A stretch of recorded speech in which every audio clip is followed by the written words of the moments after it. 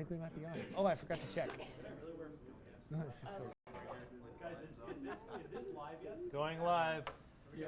It is live. It is live. All right, so let's check our audio. Make sure you share with all your friends. You guys have done it? Yeah? You send it, and you got to put it up on your Facebook, on your Twitter, your Google Plus. I know you guys are all on Google Plus, right? Okay. So, so this is it. This is our BU orchestral techniques, but we have people from all over Boston here to go through Tchaikovsky 6 and Symphonic Metamorphosis. So I wanted to broadcast this as our first invitation to what goes on, every couple of weeks with our BU orchestral techniques. But also, I wanted to just run this like a regular class. We're dressed a little more dapper than we typically are, and we've practiced maybe a little more than we usually do, which is hard, to find that 26th hour in the day, but we did it. And I want to talk about what's going on. What's going on with the trombone world these days? We've got a couple of big auditions here, right? Big auditions coming up. You guys are silent. I've got my union paper here. Got the Lyric Opera of Chicago. You hear about this one? You didn't hear about this? Bass trombone players, get excited. All right, so let's just go over the particulars here. Sir Andrew Davis is the music director. It's a 24-week contract, September to March.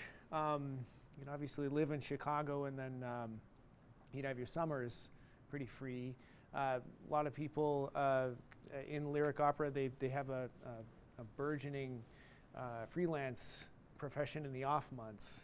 There's a lot of teaching to be had in Chicago. Chicago's a large town. They celebrate brass players really well in Chicago. And it's not a bad place to be. Also, you'd be making a living playing an opera. Not bad. See, looks like the total base pay is $63,000. You do some good with that. You could live. Chicago, it would work. So you want to take a look at that. The other one is the Utah Symphony. Yeah, this is Associate Principal Second Trombone. So that's a big one. That's see, I want to talk about when. See, bass trombone auditions are going to be February and March of 2017. And talking about lyric, that's a tricky one because it's opera excerpts, and most of us, we practice our orchestral excerpts, and the obscure opera excerpts kind of fall under our radar, and they are hairy. Who's practiced Wozzeck? Yeah, don't everybody raise your hand. So Wozzeck, that's just one of many. Die Frau ohne Schatten. Ever look at that one? It's one of my favorite operas, in fact. Beautiful Strauss voice leading in there. It's really thickly orchestrated, but there's some gorgeous lines in there. Die Walküre, do we know this one? That's probably going to be on there. You think you don't? You don't? No, not at all. The Beethoven, yes. So there's that one, and that's going to be February or March. That's Lyric Opera Chicago. And then the other one is Utah Symphony, and this one pays, this is a 52-week season, so it looks like you're full-time, right? The prelims are April 2nd, 2017, and the semifinals and finals are April 3rd. All right? God, these are really big jobs. Yeah, get ready. I'm looking for pay on this, and I'm not seeing it. So, but I know it's enough to live comfortably. You'll be okay. You'll be okay. So these things, they're happening in the spring. So that means that you're getting ready to go into your winter break, and you're not going to take a few days off, right? You're going to be looking at your classical repertoire. You're going to be thinking about maybe your recitals. I know you got a lot of recitals to do, but for your degrees. But you're also going to be thinking about these auditions, especially if you have a semester off. I know you DMAs, right? Okay, so let's dive into it. What do we have? We have Eric Good. Eric Good. I've been saying it wrong. Oh, so it's Eric Good. Is that because it's got the E on the end? I think so. Goode. You think so? I don't. I would guess that you would be the expert. No, but your mom says My mom says it's good. It's good. Nice. Patrick Kavanaugh. Yeah. You're working on your masters at B. Yeah. All right. And we got Sean Davern, right? Yeah. And we got Alex Knutrid. All right. So we're gonna shuffle people through. Who's here ready to play Tchaikovsky 6? Nice. Okay. So let's get a couple of goes at this chorale. Let's hear that first chord before we do anything. Let's just hear a nice first chord.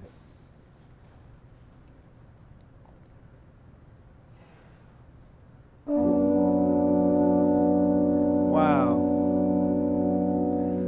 That's beautiful. That's beautiful. Okay. Why don't we just get a once through and see where we are.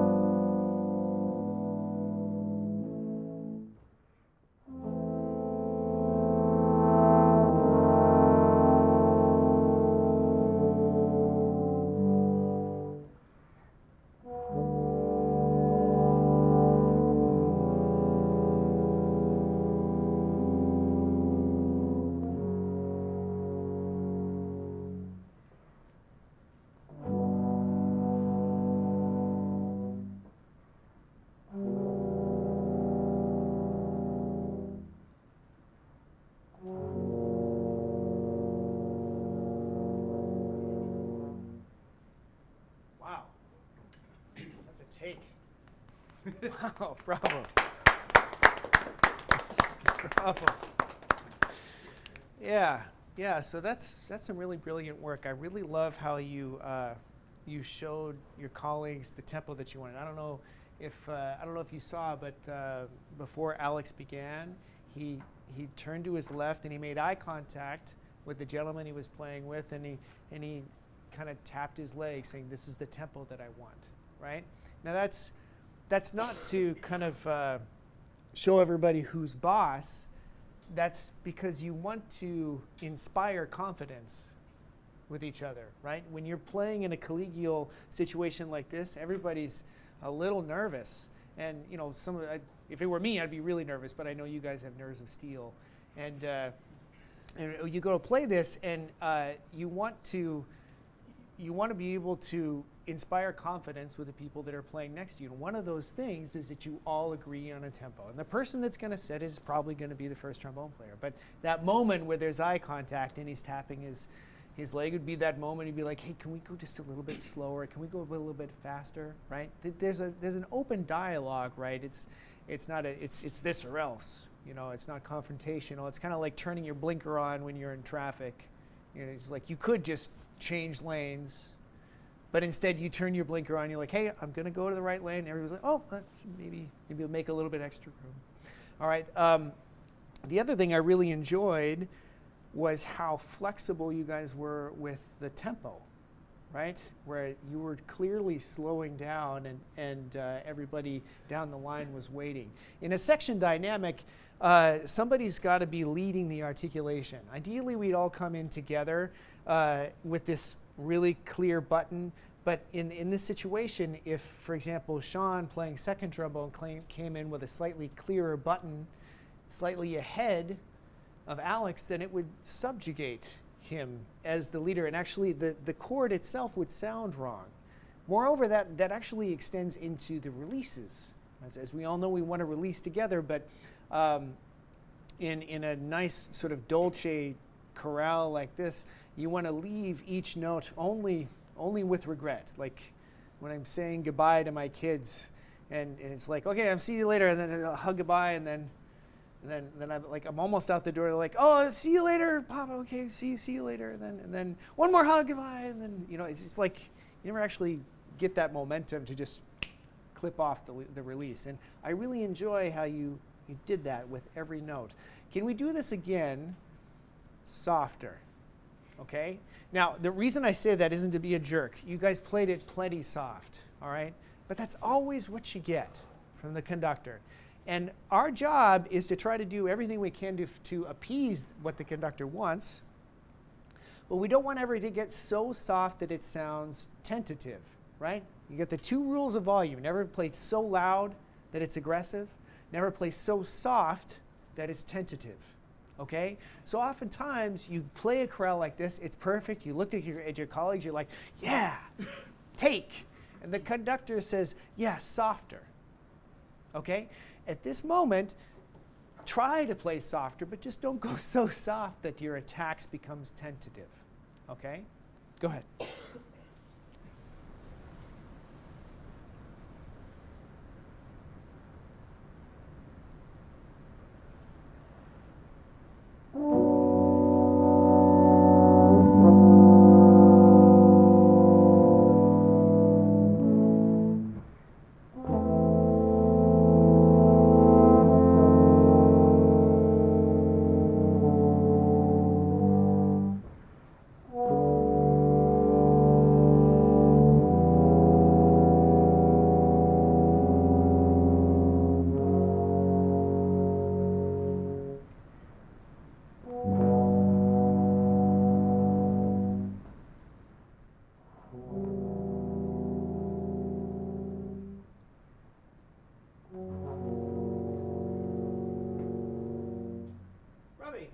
Bobby. Now, another trick that I'll use, because sometimes, when you're playing about as soft as you can, and the conductor asks you to play softer, I'll just angle my horn down, right? Just kind of play into the floor. A lot of what we do, we don't need to wear a tuxedo when we play a gig, but we do for appearances. Right? And so I give, when somebody's like, play it softer, and I know I'm playing as soft as I can, I'll give the appearance of playing softer by angling down slightly, okay? Now, the other thing too, remember that I said don't play tentative, right? And even though we feel confident it might come out that way, sustain the support. Sustain the support at the back ends of the notes, okay? That's typically where you run into problems, is at the back end of one note and the beginning of the next. And it's important that instead of physicality in that moment, we bring support and try to let as much physicality go here so we continue resonating. Okay? Everything just kind of rides this gentle yet dictatorial breath support. Okay? You want to try it one more time and then we'll switch some people in? It seems like we have a question. Vibrato. There's a question of vibrato. Not in this one. I really wouldn't recommend it. I'll be honest with you. Just because we're all friends here, I'll say there was one time that I actually tried a little bit of vibrato in this, and it doesn't work. I remember I was like, I'm just going to try to shimmer it a little bit, and it didn't work at all. And the reason is because nobody else is playing with vibrato with me, okay? When you're playing in a jazz band, for example, and the first trombone player plays with vibrato, it's really cool, right? But in this case, it's so tender, it's so perfect, it's so gentle. It's the last words that somebody breathes before they die. And it's just not a good idea to put that the vibrato into it and turn it into a song and to kind of sing a jovial thing. I wouldn't recommend it. It's just too help me out here. What's a good word? I want to say special, secretive. significant, I think special. special. Is the word. Yeah, special is the word. Okay, so no on vibrato, and the reason is you want to keep the harmony just straight up and down. Make it about the perfect blend and the slowing down of the tempo, which you guys are doing wonderfully. Okay? Big breath. Let's hear it again. Sustain through the transitions. You're going to support through that moment when you feel like you need physicality. Okay?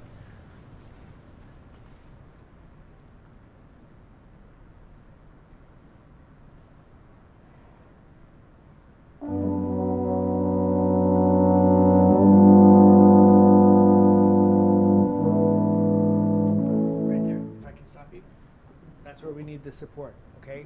Round it out, okay? And you're going to angle down, right? You give the impression, you give the for appearance's sake.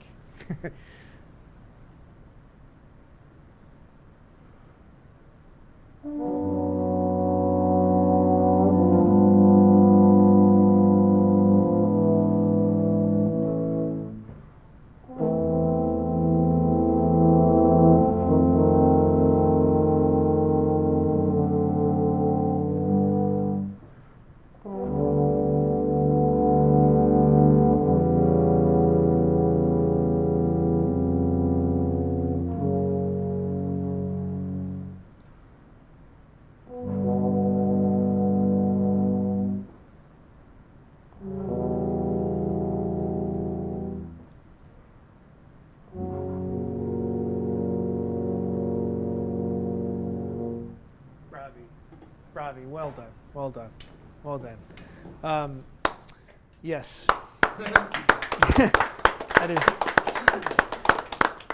It is nerve-wracking.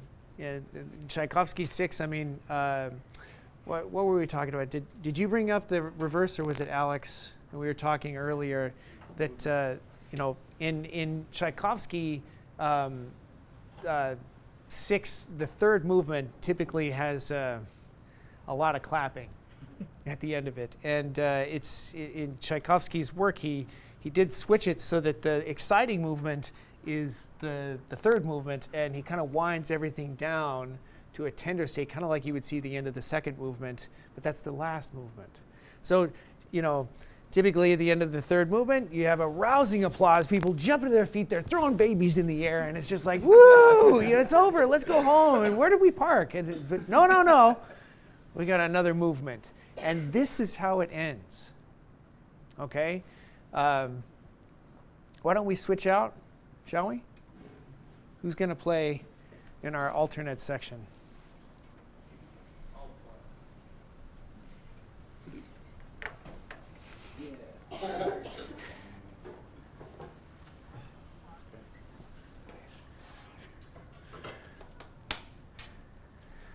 Ooh. This was my first trip to Carnegie.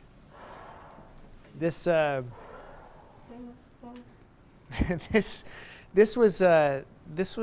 during my probationary year. We went in the fall to Carnegie, and my first chance to play at Carnegie Hall was Tchaikovsky 6. And the crazy thing is like we were playing with James Levine, and I got a little ahead of myself. I remember on Saturday night, we got to the end of the fourth movement, and we got to the chorale, and I decided to play it from memory because I had it all, and I was just going to maintain eye contact with Maestro Levine, and the worst case scenario happened, and I had a brain fart, and everybody knew it, and it was. I had nailed it in rehearsals and concert. It was just this, like I just got ahead of myself, and so I had this brain fart where I dropped a note, and everybody knew it because who doesn't know Tchaikovsky 6? And the worst case scenario happened. We got to the hall, and we went over it. We went over the chorale just in case. And we got to the chorale. That was in the soundcheck. Then we got to the chorale in the concert, and it went great. And it was so sad. And the chorale itself, the expression was so sad.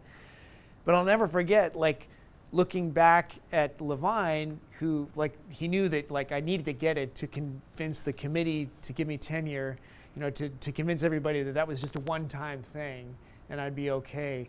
And I'll never forget, he was looking at me with this, you got it. It's like, you know, the end, you know, it's like you're hearing da da da da da da da da in the basses, just getting softer and softer and softer. He can't hear it. That whole time, he's just like not looking away from me, just like. It just like really made my day. I felt really good. He was really really good like that. You know, being there for you to see you through when the chips are down. So, okay, so we have Elizabeth Schaefer, Michael Brown. I'm sorry, it's been one of those days. I'm having a brain fart. And I'm serious. Like, I'm that nervous. Yeah, do that, and then I'll get your last name. God, Vatkus. Daniel Vatkus. I'm telling you, that I get nervous, and that's what leaves me, is names. Okay, George. Have you met Mr. Good? It's Good. It's pronounced Good. Yeah. I literally owe you a cake. I can't believe I did that. Anyways, okay, so Tchaikovsky 6, new section.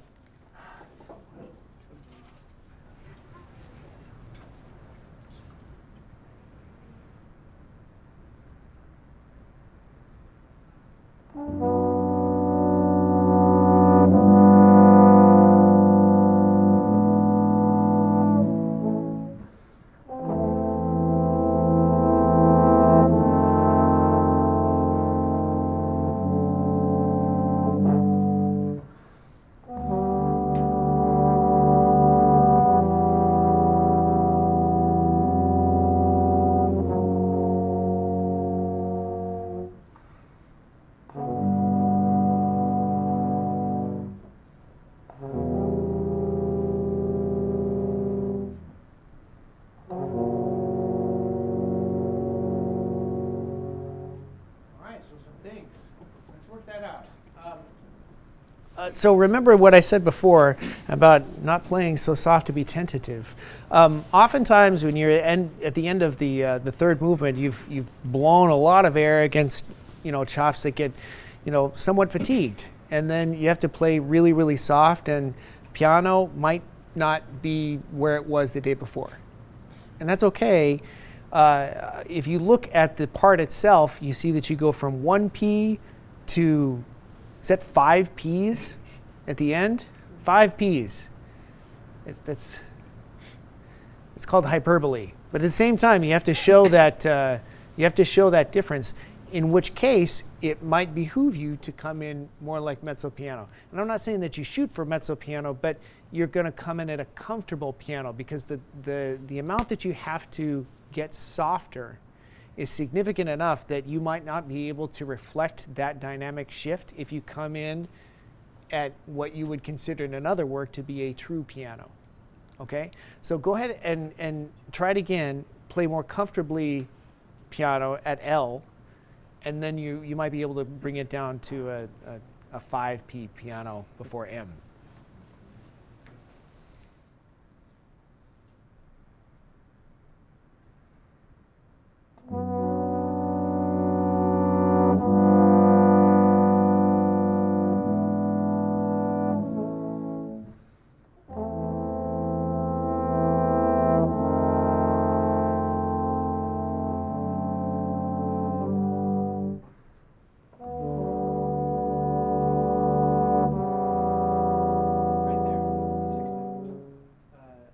And Michael, can you play that right there?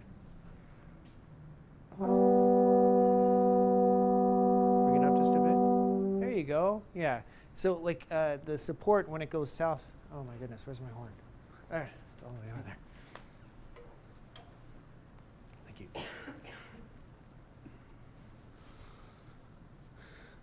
So when we're playing with this soft air, the support sometimes can flag on us, and the pitch will go south. So we get the right volume, but is that okay? Yeah. Thank you.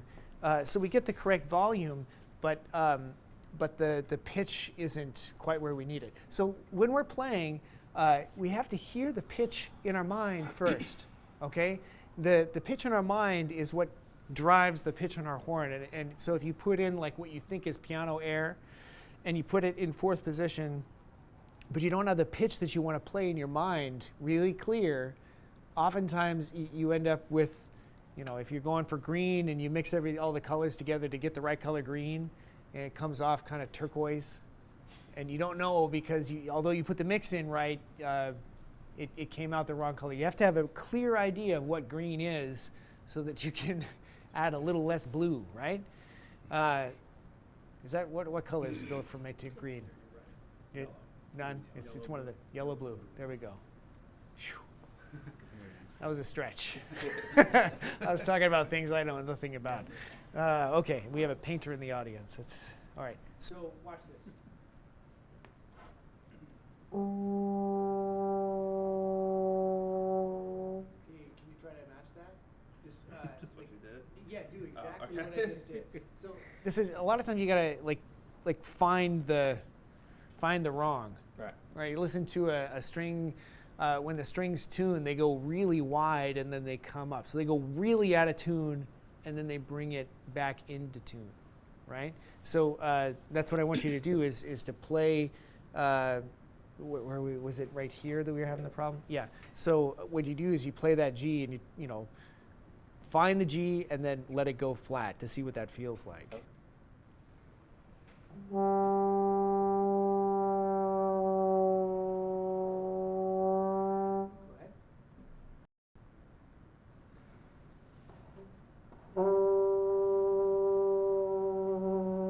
There you go. Yeah, I gotta lean into the ugly. Yeah. Go ahead. Yeah, you're doing it perfect. Okay, now play it with me, and find it in tune, and then take it out of tune. Yeah, sure. Okay.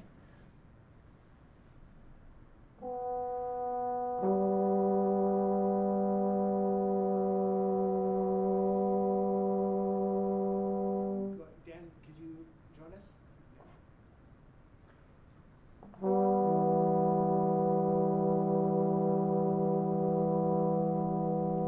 Go ahead and take it out of tune. Oh, take it out, sorry. Good.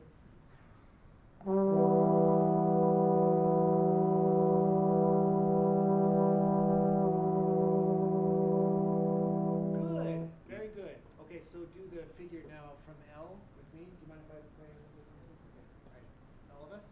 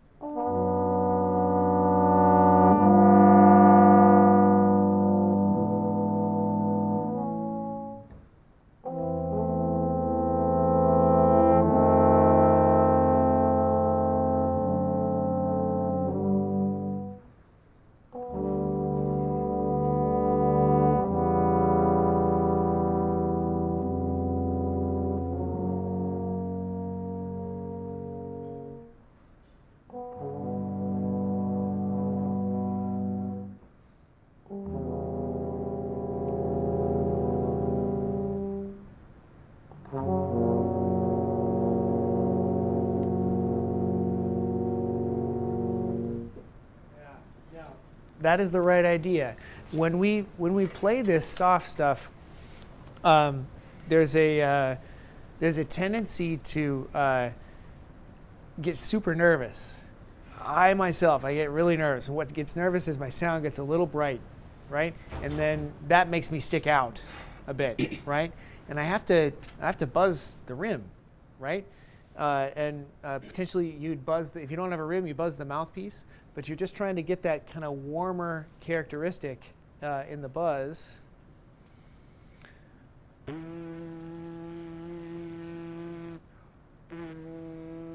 As opposed to, which is the sound of kind of a brighter buzz, right? The more physicality that I bring to my lips, oftentimes the brighter the sound. Go ahead and give it a try. You want to do it together? Yeah. Yeah, I know. I'm going to play the first part. You play the second part. All right. That's tricky, isn't it? So play the right note first. Mm-hmm.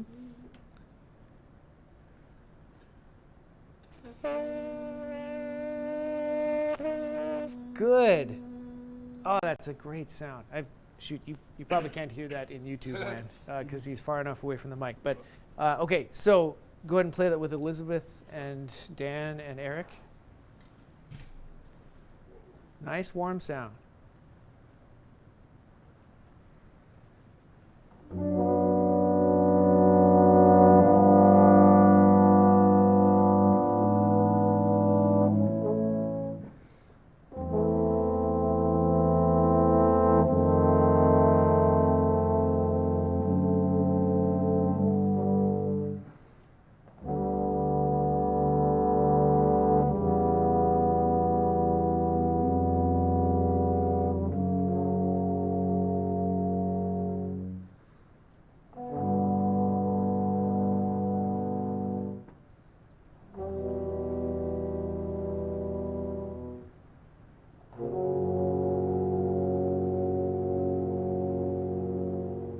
Bravi.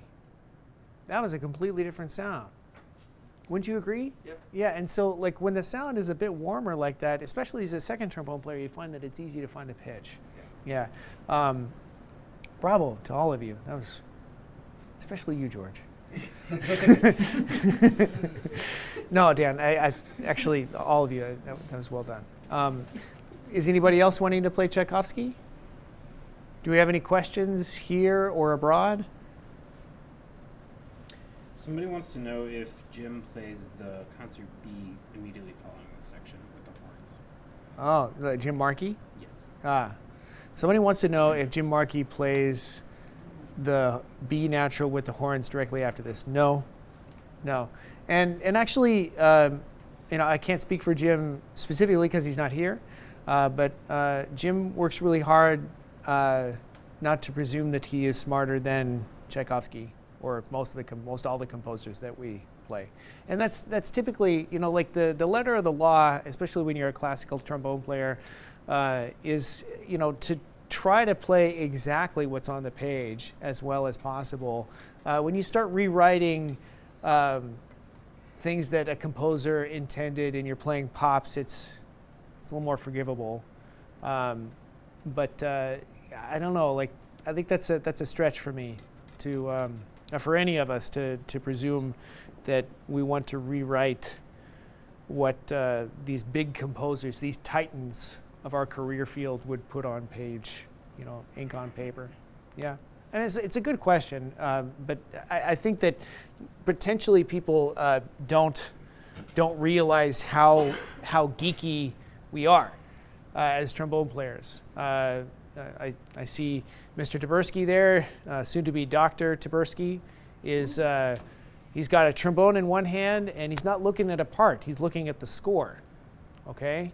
And ideally you're looking to see what the music is, both for your part and for anybody else that's playing, whether or not you have the melody, what the function of your note is in the chord, right?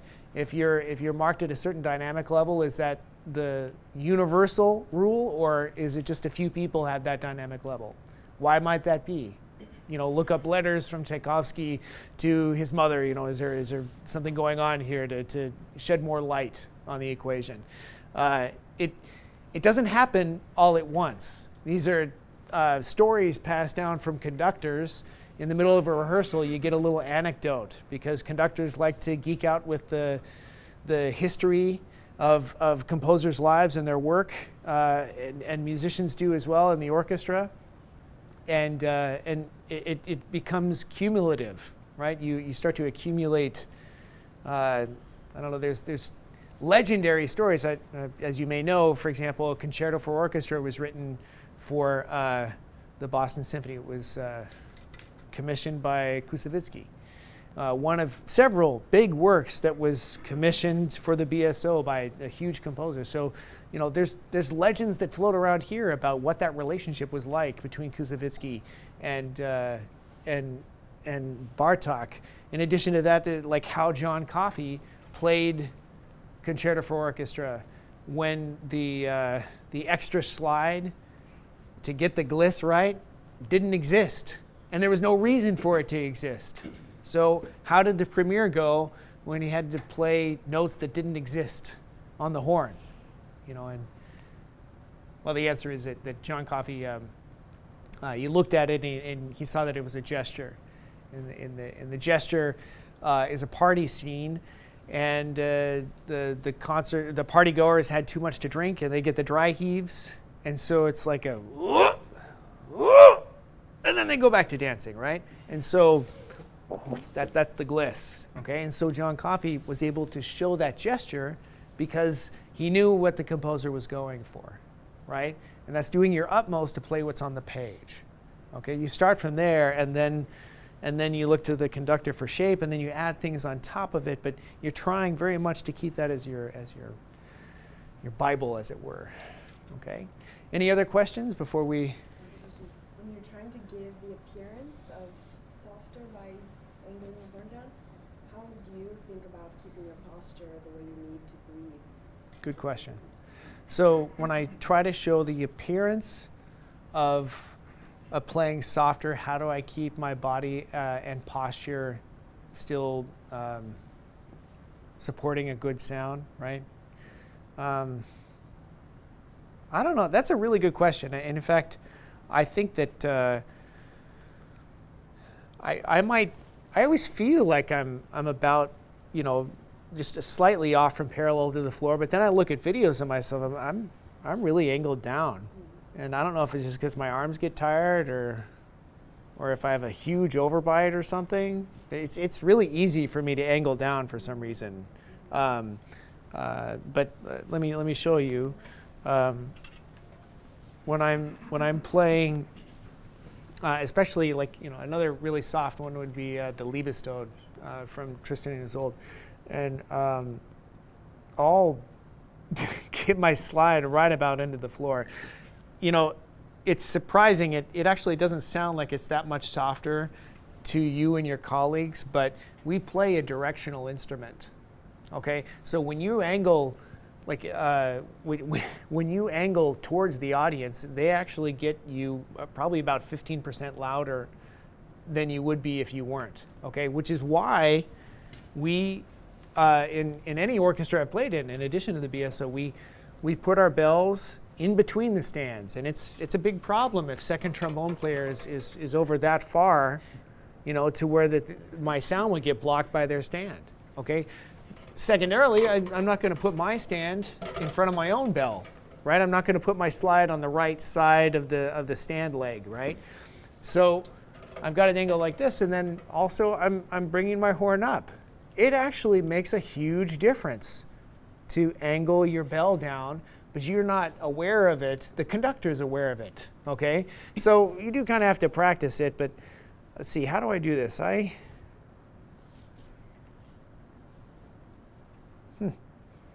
I'm bending over at the waist. I'm not sure I would tell people to do that. That does not sound textbook, does it?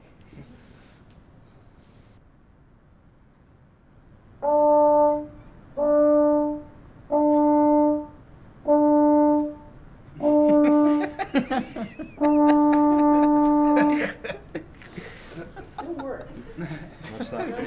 It seems like I'm still able to get sound out. So I think you do have to practice it. It's not like you're going to spend your whole career, playing at your feet. But it shouldn't be that hard. It shouldn't be that hard. I mean, I think that's a good question. But some things people ask me to do different. Like playing like this I actually find that really hard. When it says Aufstehen in Mahler symphony parts, you actually have to Mahler 1. You have to stand up at what is it? Mahler 6. You have to that business, right? So sorry about that. That was probably really loud. So I turned my mic on and off. so I find that I'm much more likely to miss notes by angling my bell up than down for some reason. Anytime you do something to jiggle the, turn your volume down. Anytime you do something to jiggle the mouthpiece on your face, you got problems. Okay, you're gonna miss a note.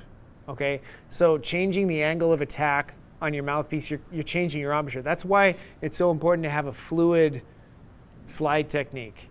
That's why it's really important. I mean, although we're talking about conducting your colleagues to make your movement very economical. Okay, it's going to be slight, and I don't like doing this or moving around a lot when I'm conducting. It's actually when I think about articulating, I'm stretching my body tall, which is why my cues all are up. Like that, okay, as opposed to, okay, for some reason that upsets my embouchure a lot more. So these are really good questions, but I think that, oh yeah, go ahead. Maybe this might go along with what you were just talking about. We have a question about addressing articulating together, specifically in this chorale. Just because the questioner often hears a lot of flammed articulations. Flammed articulations. Yeah. Like people not coming in together. Okay, so there's the question is, how do you get your articulation together? And this is a really important question, and it's fundamental to ensemble technique. This is a big one, okay? So let's talk about this. The top voice leads, okay? The top voice leads the balance, the rhythm, and the pitch, right? If you come in before first trumpet on a chord that you have with first trumpet, the band sounds wrong. If the trumpet is rushing and you're rushing to keep up with the trumpet, it sounds fine, okay? If the trumpet is dragging and you pull back, you wait for the first trumpet to come in, and then you come in with a very rounded front, the band sounds right, okay? And it's just because our ears gravitate to the top, okay? Now, if you're a tuba player, that's not fun to hear. If you're a trombone player, that's not fun to hear, because we hear ourselves all day, and if we hear like the trumpet player dragging and the trombone section is playing in rhythm, we're like, oh, the trumpet's dragging. But the concert goer doesn't hear that. It sounds like the trombones are wrong. So the way that transcends our argument here, where it's just the trombones playing, the top voice leads. So the first trombone leads the articulation, the balance, and the rhythm. Okay? So the way that we approach it here and the way that we make it work pretty much anywhere I've ever worked is the top voice is going to lead the articulation. If there's a button on the front, the clearest button is going to be at the top voice.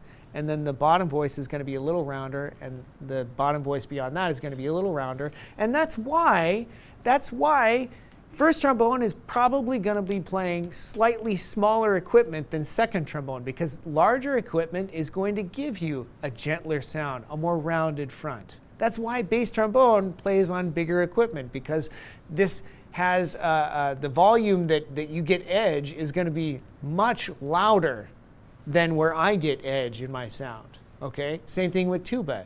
All of these things lend themselves to really great ensemble technique. So you got to be careful if you're a second trombone player and you play super bright and the first trombone player is playing super mellow. Okay? You might need to change your equipment, or you might need to adjust your practice routine so that you're being relaxed. Some people practice their high range, right? Getting that exciting solo sound. Sometimes you got to flip it on its head.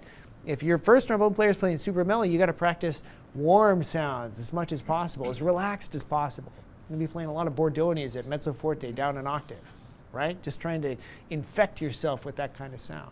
right? So to avoid the flam attack, you have to first agree who's going to lead the articulation, right? Yes, you come in together, but the button on the front is going to come from the top, and the second trombone player and the bass trombone player are going to be a slightly more rounded front.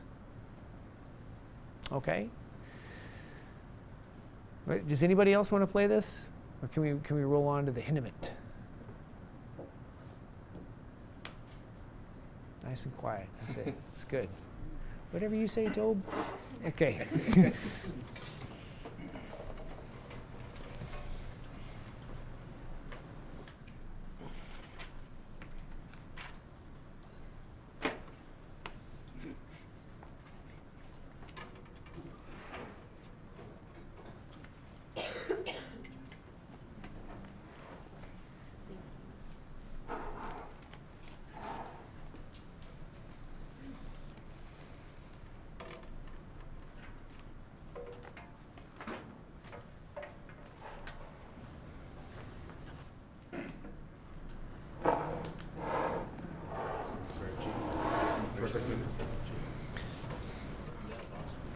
Okay, so we've got Greg Platt playing first, Mike Taberski, both DMAs, right? Playing second, and we got Israel Gutierrez playing bass trombone. Masters? Where'd you come from? Oberlin. Oberlin, Masters. So you're at BU now. You're studying with Gabe. Yes. All right, wonderful.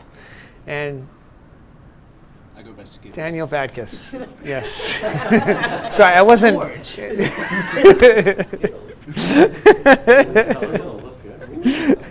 Go by Skittles. Okay, so why don't we start just with a little bit at the beginning. What do we know, first of all, about Mr. Hindemith? He's from Germany. He's from Germany, yeah. German? Yep. Where did he teach? He taught at Yale, didn't he? He taught theory at Yale, right? So we've got a 20th century German composer. He had the misfortune to be born during the third. Well, not, he was born. His career was during the Third Reich. So he relocated to the United States and taught theory at Yale. He wrote Symphonic Metamorphosis. As far as I've researched, he's done it. He wrote it for the virtuosity of American orchestras at the time. All right, so we don't want to let him down because we are in the United States. Yeah. Not to say, I wonder who wrote that on Wikipedia, because I really liked Vienna and Berlin and Concertgebouw. Anyways, I'm digging myself a hole. Let's start at G. Mm-hmm. Okay.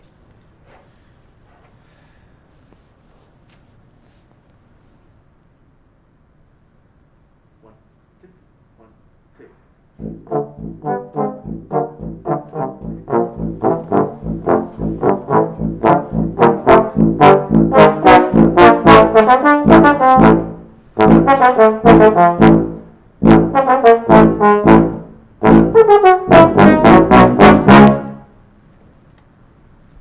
Yeah, that's good. Yeah, we're good. That's where we didn't check the sound for we didn't check the sound for the volume you guys are putting out. So we just got to. Would you mind doing that again? Yeah. Listen, I love what you guys are doing with the articulation. It's soft, but it's still got a clear front. It's really exciting. Okay, stay on top of the beat. Okay.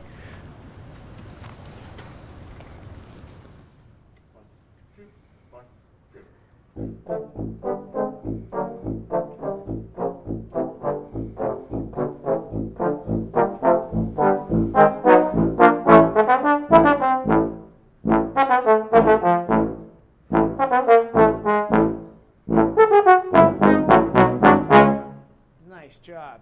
Let's keep going.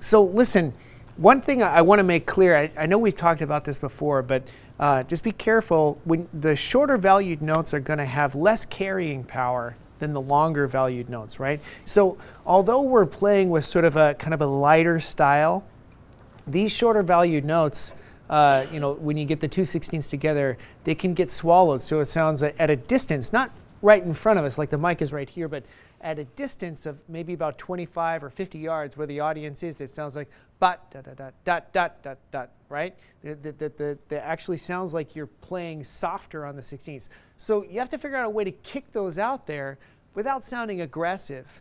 And the way you're going to do that is to play kind of light on the eighth notes, but respectively to the 16ths. You're going to play a little longer, right? Dot dot dot dot dot dot dot dot instead of dot dot dot dot dot dot dot dot. You're going to dot dot dot dot dot dot dot dot. Little more length. Same articulation that you've been doing. I really enjoy the articulation that you're doing, but you want to add just a bit more length on the 16ths to give them that carrying power to reach the back of the hall.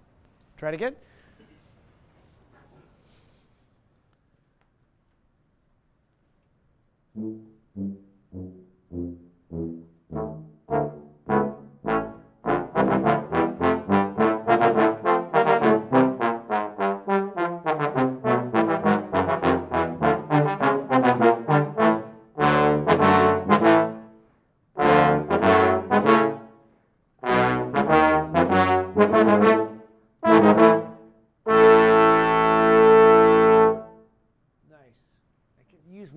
Greg, on that last A.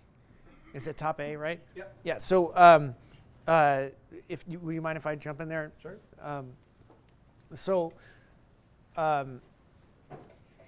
You've got these quarter rests, ba-da-da, ba-da-da, ba, and I'm watching you breathe, and I would love to see you like tank up and let it fly, right? Yeah. So let's see if I can do this without embarrassing myself. Where do you start, Eric? 12.5 before I. So 2.5 before you start. Oh, okay. 2.5. So we come in on the downbeat of measure. Okay, all right. Let's see if I've got this memorized. 2.5. All right, go ahead.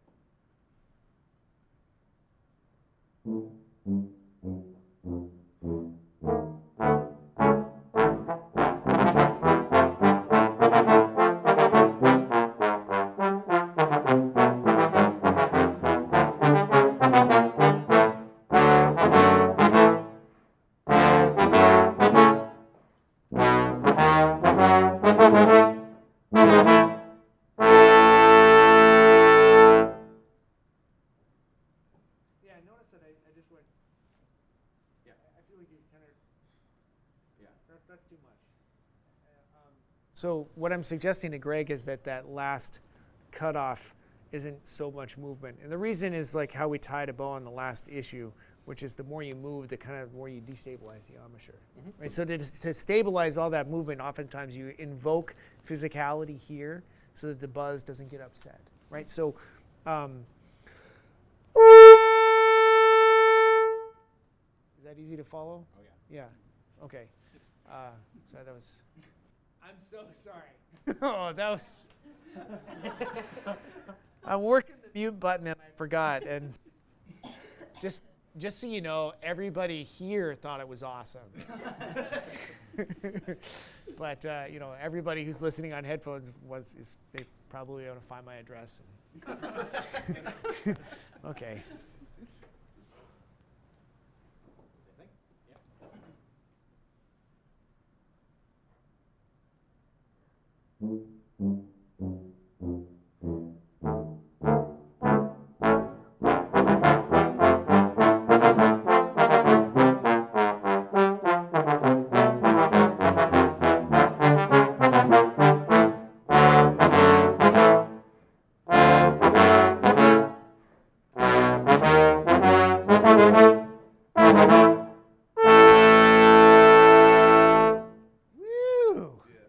Nice. I gotta embarrass myself more often. Okay, let's go on. So we get the H in the scherzo. All right, so I just gotta point this out. I know this is review for you guys.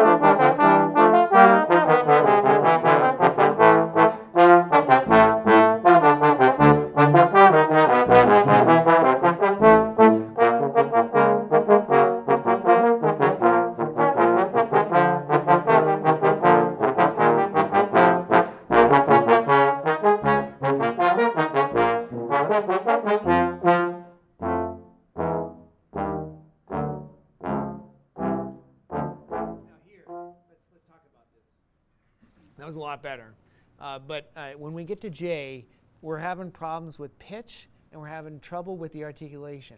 Now, I'm going gentle with the articulation here. We drop in our dynamic level down to mezzo forte, right? And melodically, it's not about us anymore. So we had the theme, and we finish it. Somebody else takes on a new theme. It's not about us, right? So actually what I'm doing is a combination of two things. One, I'm warming up the sound a bit. The other thing, I'm warming up the front. I'm not da, da, da. I'm da, da, da. More passive with the front, okay? Everything's in rhythm. It's just I'm not sticking every articulation, trying to get it off the edge of the stage. I'm just blending into the background. Can we try that together? Listen to my pitch and try to match my style as best you can, okay? Right at J.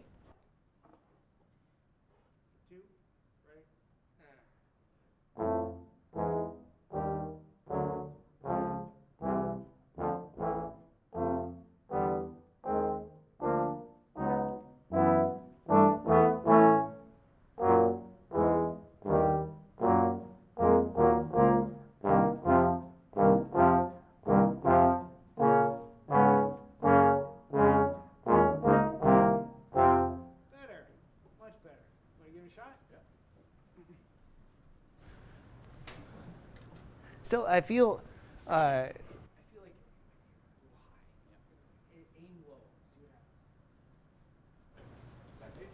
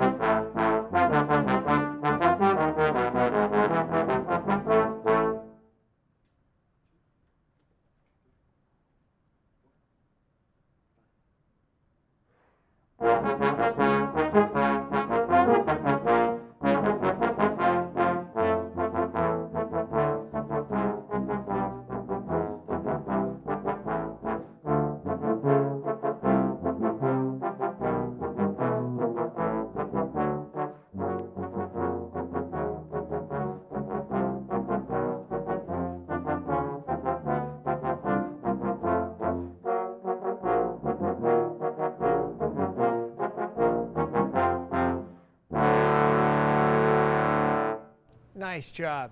Nice job. Bravo. Yeah, what I really liked about that compared to the last time is that you played not pesante. Like before, like now that I think about it, I feel like I could have summed it up much more clearly by saying just don't play pesante. But you were playing light, and so when you got soft, it didn't start to drag so much anymore, right? And that's why it started to work. Yeah, I think that's, yeah, let's go on to the next section. Are there any questions on that? Bueller? Okay. What is the next section?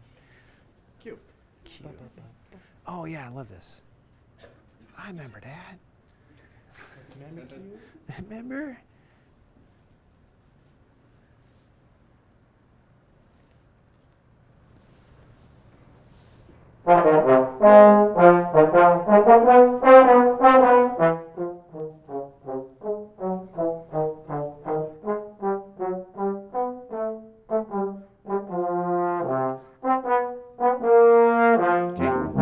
Let's try that again. Just it's got to be more together at the front, right? And you got to match note lengths better, right? So do you think you can play softer and more compact? Yeah. Right?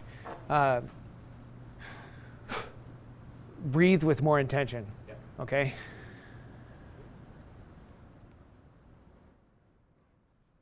Try it again, try it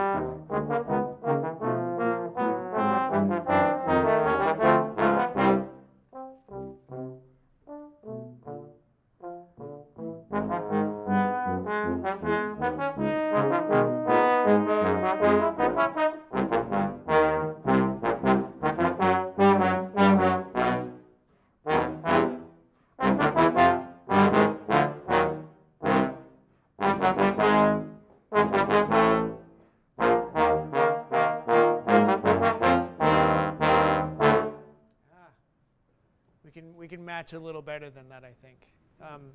It's not a bad effort. I think that's some great stuff in there. There's just so much material. When you guys have your stuff at R, right? Try not to squish the bird, right? So like you got a baby bird in your hand. You don't want it to fly away, you know. And if you hold it too loose, there it goes, you know. If you hold it too tight, right? Yeah. So I think that can happen with our tone, right? We can crush it in effort to play perfect enough, right? So for me, the liberator of that is to give it melodic direction, right? So you just have, you know, something that goes from first to second, and back and forth, right?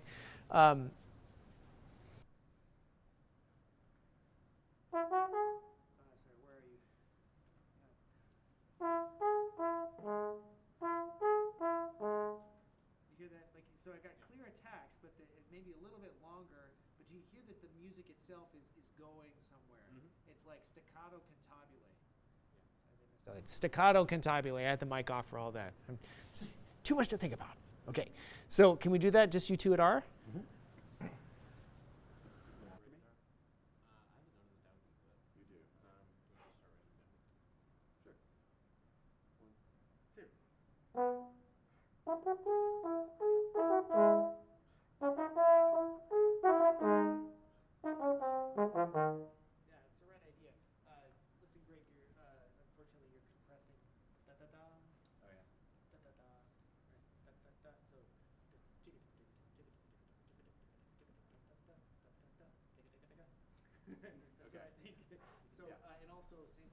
Mike, right?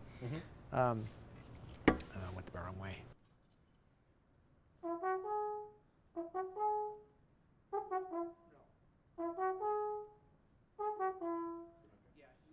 You want to avoid going tit tit tit instead of ta ta ta. Right. Right. So like the first one, I'm stopping and restarting the air per note. Tit tit tit tit tit tit or ta ta ta ta ta ta. Right. Same articulation, just. Okay, go ahead. Okay.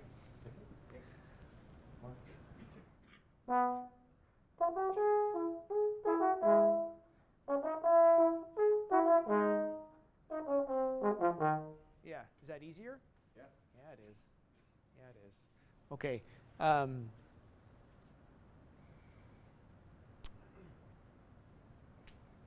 Yeah. This whole section, I was wanting more direction to your air. Okay. Right. So, like, what I was telling Greg earlier is that when you breathe at Q, for all of you at home that are following along with your scores, when you get to Q, it's the start of this theme with the trombones and the low brass, ba ba bum be ba ba ba ba ba ba, right? And you have to breathe with this syncopated theme in such a way that is leading to your colleagues, right? That it's very clear where the beat is. And some of that comes from like a very clear inhale. You know, breathe like you're surprised. Like that. Like, cake for dinner. Okay. You mind if I give it a whirl? Sure.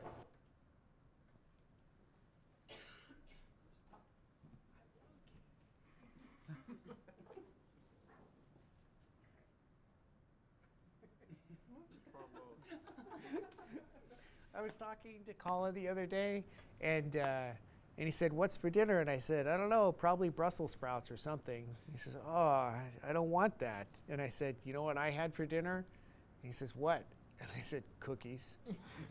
And he looked at me, he was kind of sad. I was like, I could do that because I'm an adult and I get to have dinner whatever I want. And tonight, dinner was cookies. I had a lot of cookies for dinner. It was great. I could do that. He's like, "I want cookies." And I was like, maybe we can find some cookies for you guys.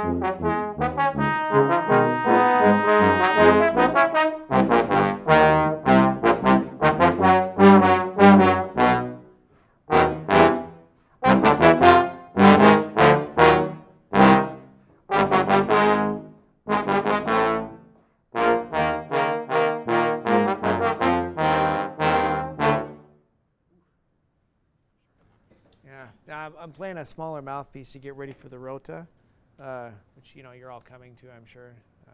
But the rota concerto at the BSO at the beginning of January. So this is getting a little hot for me. I get to fortissimo and I'm like, maybe this mouthpiece is a little too small for orchestra stuff.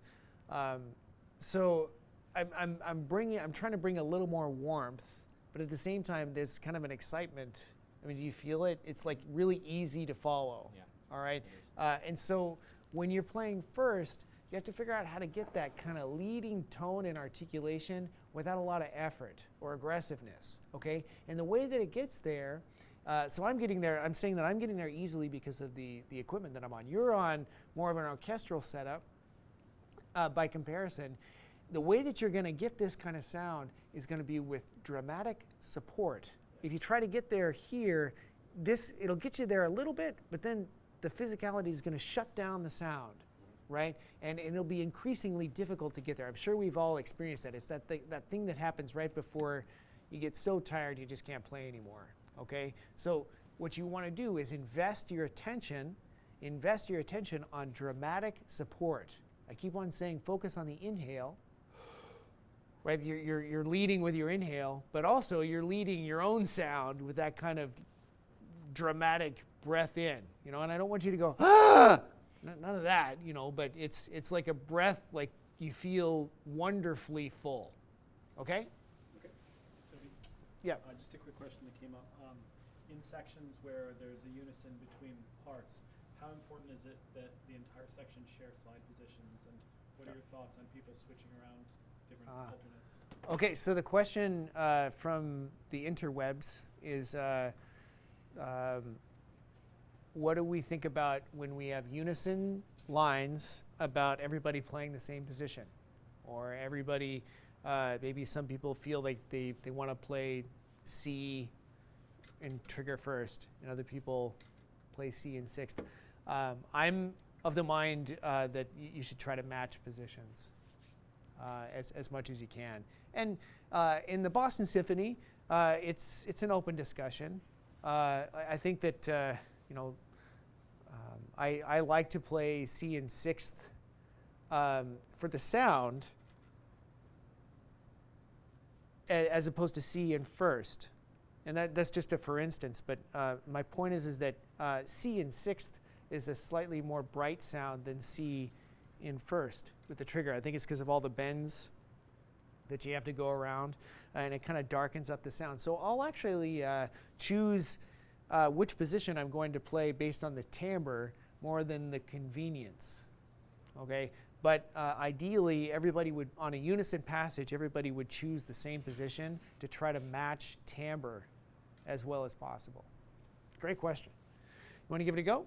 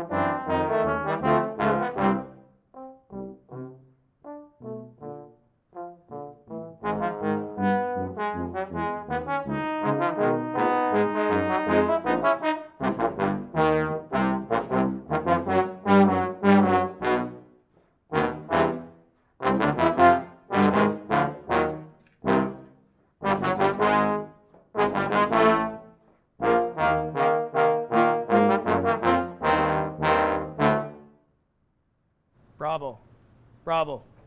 That's exciting, and it's nice and tight. You guys are playing really well together. Can we go to the end? Yeah.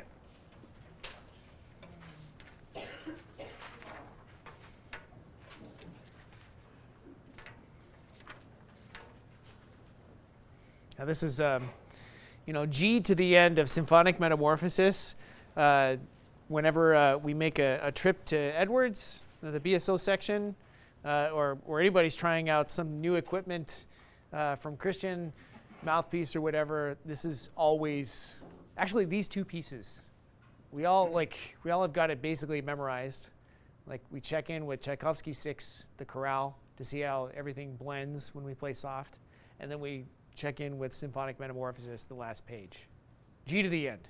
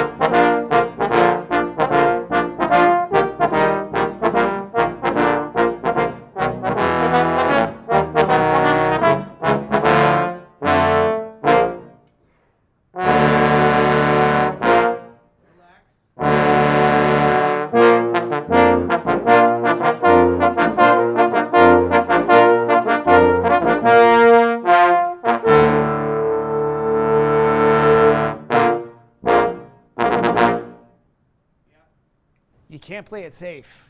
It's like you got to relax and go for it. And if you drive off the cliff, then at least you went for it. Yeah. Okay? So like a couple of things were happening there when the chips are down. You start to play it safe, and you notice. Well, you'll notice on the playback that it's like you tend to kind of disappear in the blend, and that happened to everybody. actually, like that. I know the money spots. I know, and so like there'll be times you're like, ooh, I got to make sure I get this and make sure my lips are just so and.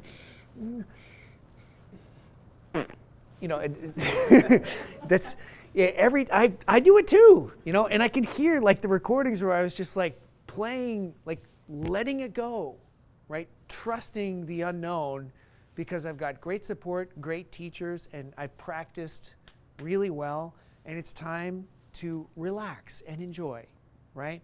And that's part of being a professional, is learning where that edge is when you're driving along the cliff and it's a curvy road. How far can you go before your tire actually goes off the edge? Like that's what I feel like being a professional is. You just, like every concert, you learn how to go just a little bit faster, right? And so, but it does take a bit more courage, right? You got to lean into the fear a bit more, okay? Do you mind if I try it? Just 'cause I love it so much. Hey,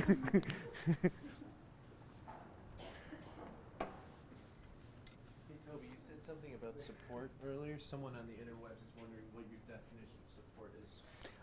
Somebody on the internet is asking what my definition of support is. I'm talking about breath support. So when we're playing these, like before L, 3 before L, if you're watching along with your score, the thing that I'm thinking about at that point, that fortissimo F sharp, if I think about strength, then it comes out of tune and the sound is not my best, right? If I think about support and relax, then it comes out with a resonance, a bell-like sound with a golden hue, okay? Now, when I'm thinking about support, I think about the breath support here, right under my navel, okay? Just right about here. And I sit tall in my seat and I fill up and I feel that support happening from here. And it's kind of like a downward, almost like there's watch wheels turning in my gut, and they start turning faster. And that doesn't mean that I blow the air out, like spit it out any faster. It just means that the support is here, in a breath way, not a strength. I'm not like squeezing. It's like out, if anything, but it's not here. If I relegate the support here, oftentimes the sound is bad, like really bad, like high school bad, like not a great high school trombone player bad. If I put my concentration on supporting with strength in my face, the sound, it's hard. It's a hard edge. And it's not something that people would pay to listen to. When I think about relaxing here, to only the structure that's necessary and the support here, then the sound resonates with a golden hue, and it's pretty, and people want to listen to it. Okay, so we have to practice this support in our long tones, in our arbans, and in our bordonis, in a variety of dynamics. All right, that we always have that support, and so we can let go the strength that we think that we need here. All right, the better I get, and the colleagues that I talk to that I admire in the orchestra here and abroad, they don't talk about strength. They don't talk about strength. They talk about the better they get, the more relaxed they are. They have structure that's necessary, but they find that they're more efficient. And I'm finding the same thing too. And the times when I've gotten myself into trouble is when I start thinking about strength here. Gosh, I gotta figure out how to get more,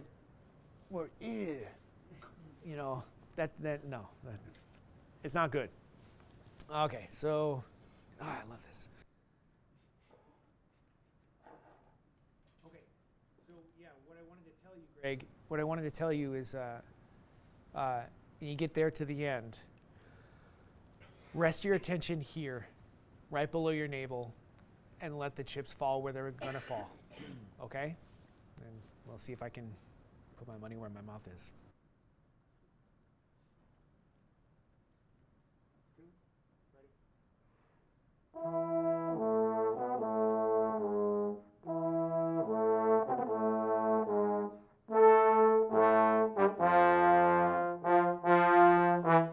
Ready?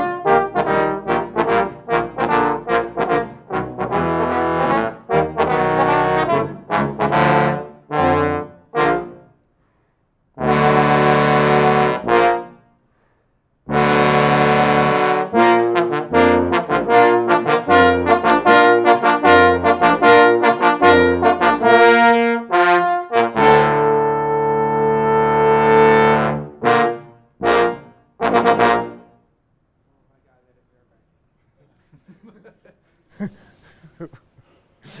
Okay, your turn.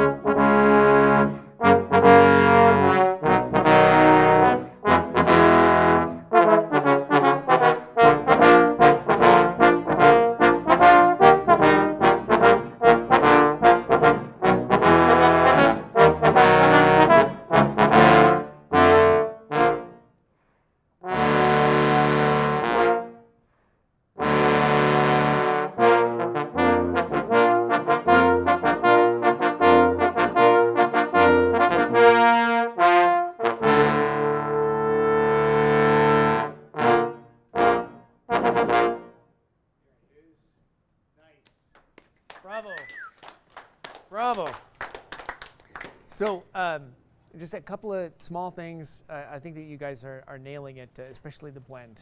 The rhythm, bum ba dum ba dum ba dum bum ba dum ba dum ba dum. It's tending to get ahead.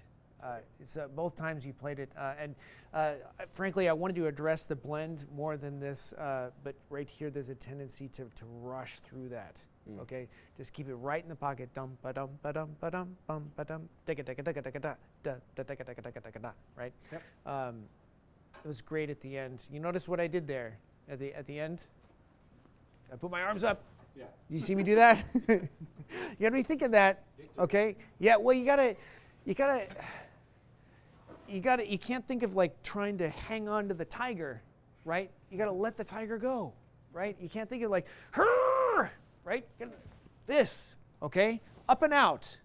The air, the sound goes up and out, okay? When you're thinking about the sound at the end, if you're thinking about compressing down and like,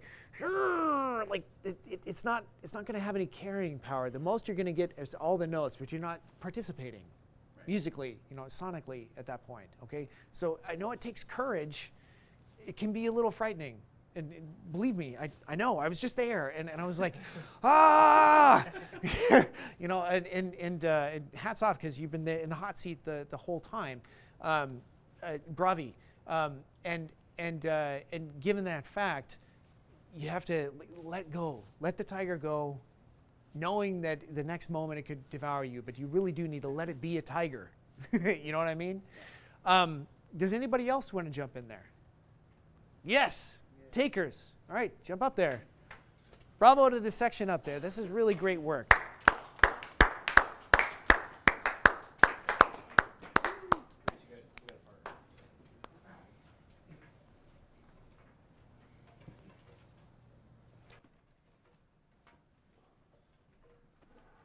So, do you mind doing just the money spots would be I think it's L. H, is that it? Oh, you're right. Do you even read the music? Seems like you got it memorized. Okay. All right, so we have. Crap. George is back. George. I know you. and Dan. Thanks. Yeah. Okay. I'm sorry. You're going to have to help me. Bruce. I knew that.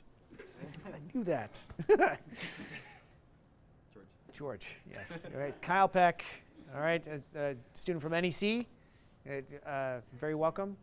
And Bruce, what's your last name? Haiduck. Haiduck. How do you spell that? Haiduk. Haiduk. And where are you from? Oklahoma. Oklahoma. And you're studying with? Studying with Don. And are you doing your undergrad or your master's now?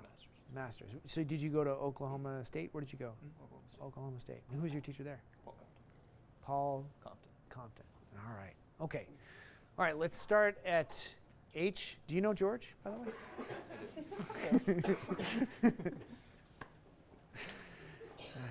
Okay, Phil. Okay.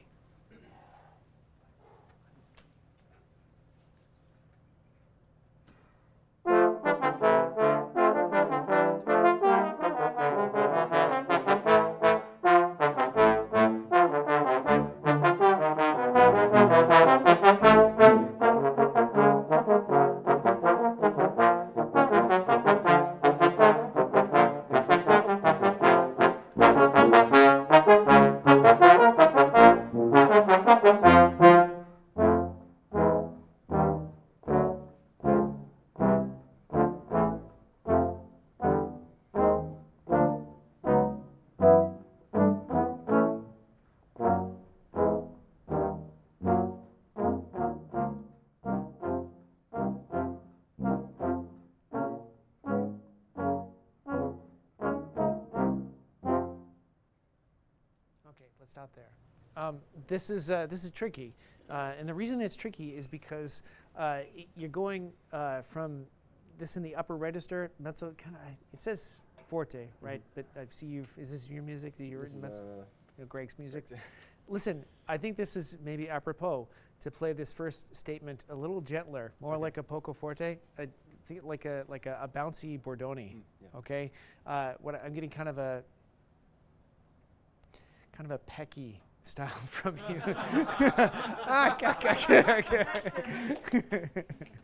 Okay, so I couldn't help myself. Kyle Peck, you need to warm it up and play a little longer, okay?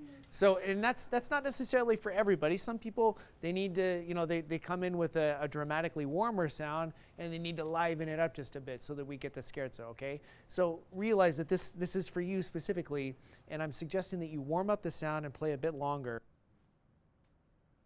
Nice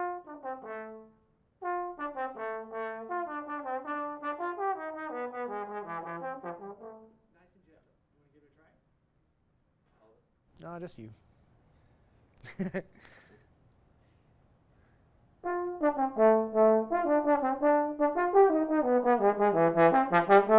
Good. So the tricky part of this is that things start to sound uneven, and this is actually happening across the whole ensemble, right? Where our eighth notes aren't sounding even. It sounds like dia dia dia dia dia instead of da da da da da da da da, right? So we really have to make sure that the second eighth note has the same emphasis as the first one. Emphasis, right? All right, it's just the second eighth note just doesn't have the bite at the front. So dia dia di da di da di da di da di da di da di da, right? You got di da di da di da di da di da. It starts to have a weird rhythmical effect at about 25 yards. Give it a try together. H.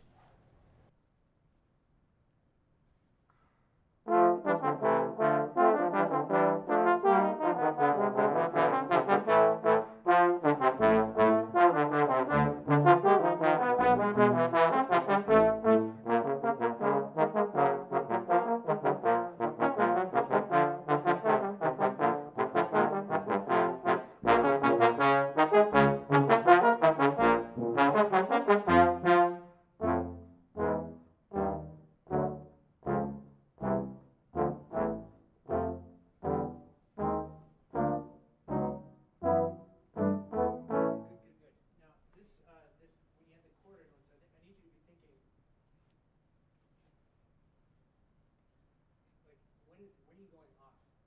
When are you off?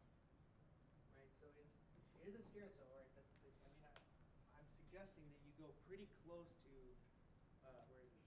Yeah, off on the next beat, right? Oh, shoot. Nobody heard that. I'm sorry. That's okay. I was searching for words anyway. You didn't want to hear me stammering and stumbling. What I was suggesting is when you get to J in Symphonic Metamorphosis that you play a little bit longer. You have to choose as an ensemble where you're going to go off. So you're going to go off on the next beat, about on the next beat. You don't want to turn a quarter note into an eighth note is what I'm trying to say.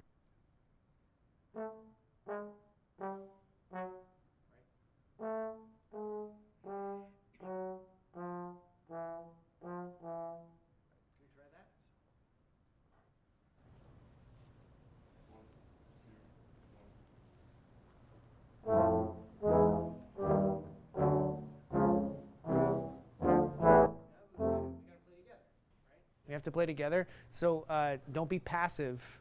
You don't want to go moo, moo, moo, moo, right?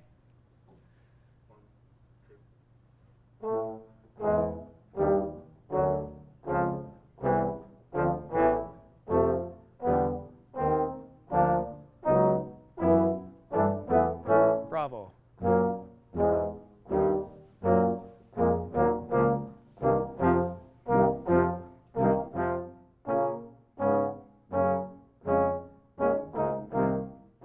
Nice job. That's a lot better. And it's really together. The pitch is good. How do you guys feel? Feel good. Feel good? All right. Is it? Super. Okay. That's the word? That's the word we're going with? Okay. Super. The variations of correct? Not quite there. Yeah, we don't want to stop at good. Okay. It's getting late. Maybe we should skip to the end. These jokes are not good.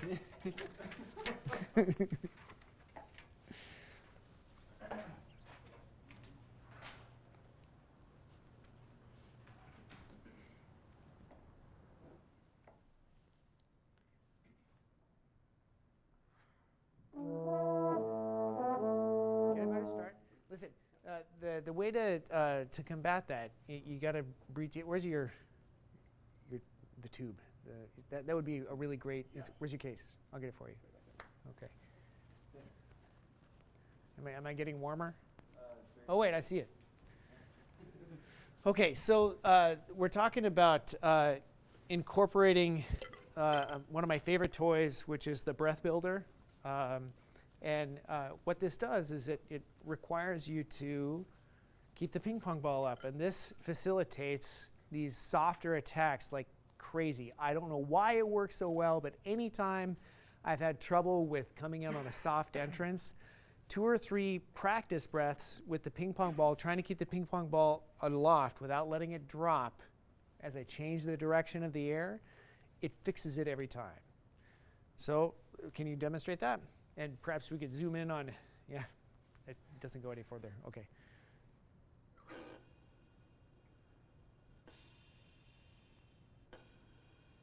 Get aggressive with it. Turn it around faster. That's it. All right, now, the tricky part, as we all know with this, is it's easy when you play it, when you're moving lots of air quickly. So do it turning the air around as quickly as you can, but with slow pianissimo air.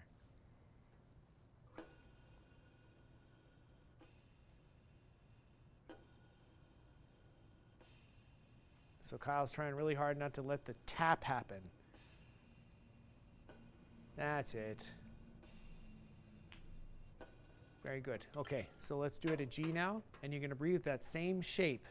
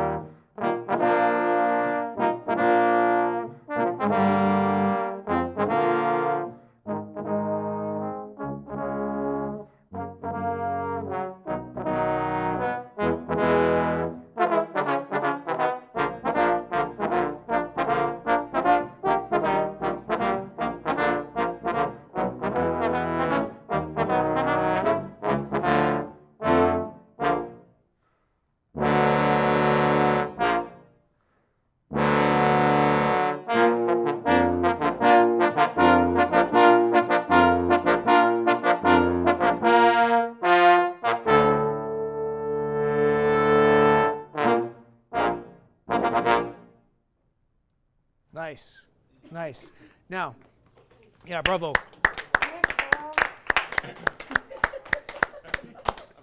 You have a reputation.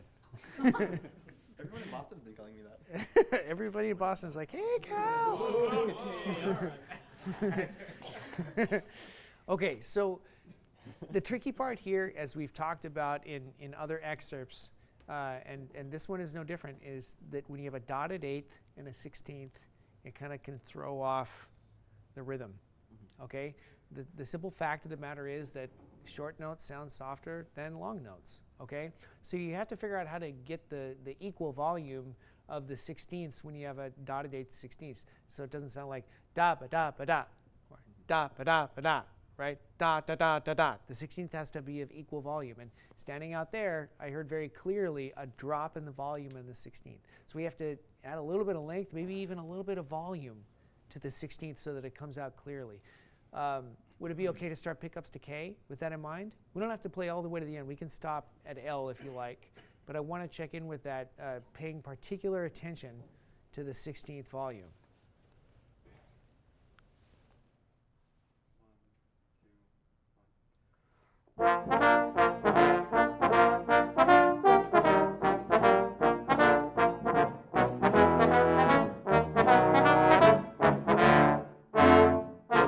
That's it. Now we need more from the second of the bass. Okay, Bruce and Dan? That's right. I got your names.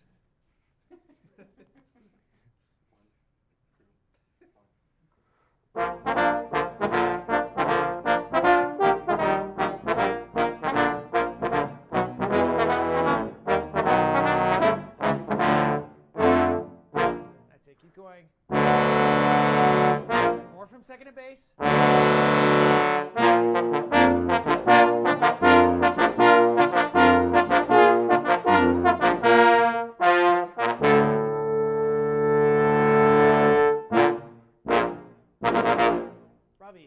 Ravi, very good. Yeah. That's it. Thank you for letting me pick on you. That made a huge difference, okay? And how did it feel when I asked you to play out? Yeah. Yeah. Think about like when you get a good sound going, like when you get a really great sound going, you want to unleash it. Right, Greg? Yeah, like you get, like I feel like so many of the times I see you guys doing everything you need to, and I'm just like, can I have like 80% more from you? Like you're doing these 7 things that I asked you to over like a period of years wonderfully well. I know you're doing them. It's just I need more of these good things. It's like trying to make cake with no sugar. Let's put lots of sugar in there. It tastes great. Man, why does my foot keep falling asleep? Too much sugar. All right, you guys. Do we have questions on that? I'm feeling like we're at a point where we need to start winding things down, okay? Let's check in with the internet, make sure that we've answered the questions there. Let's make note of the, when is this happening again? Actually, maybe we need to turn the cameras off. We'll have a discussion, a debriefing, as it were. And we might be doing this again in a week. But we might not.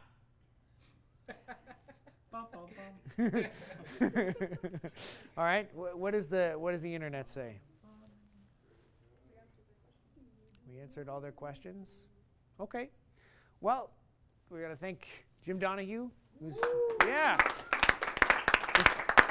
sound engineer that happened to show up and nothing else going on. He's like ran the camera angles tonight, and then Brittany Lash, who also was behind the scenes.